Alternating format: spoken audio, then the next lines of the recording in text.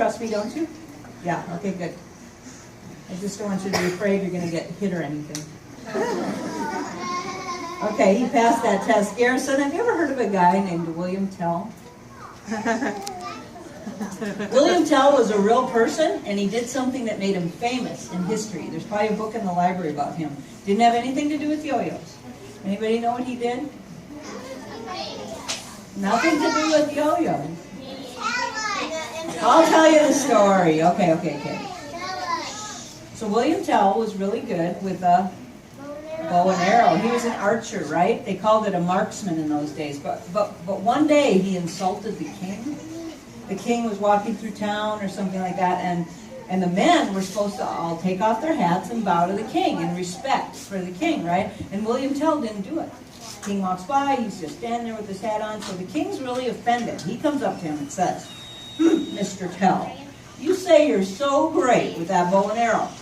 I want you to prove it to me. I want you to put an apple on top of your son's head and stand him across the field against a tree, right? Whoa. And shoot the apple off his head with your bow and arrow and prove to me what a great shot you are. Because he was mad. And this is the king telling him to do that. So did he have to do it? It's pretty scary to shoot something off somebody's head like that, especially your own kid. But he was successful, thankfully, or skillfully, because he had done a lot of what? Practice. I bet he was glad he did all that practice. Huh, Garrison? Because he didn't injure his son, he didn't kill him. He could have killed his own son. And that made William Tell famous. Pretty cool story, huh? And I would like to be famous too. So you need to do my version of the William Tell trick. I need you to get down on your bottom because the people behind you are looking around you. They can't see. Good. So you know what part you play in the trick, don't you, Garrison? You're a bright kid. That's why you're going into 5th grade, right? Okay, I don't have an apple, but I have this hat. We can use that. Okay. Turn this way. Oh, no, you're going to face your audience, right? Okay. You're kind of tall for this. I didn't realize you were so tall, but that's okay. I'll try my best. Okay. Okay. Your job is to stay very still. Very still. Don't look. You just couldn't hit it hard enough. Not your head, but the hat. Okay, don't move.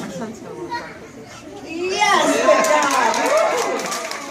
Okay, stay here. I'm not done with you. Okay. Garrison, have you ever played with the yo-yo before? Are you pretty good at it?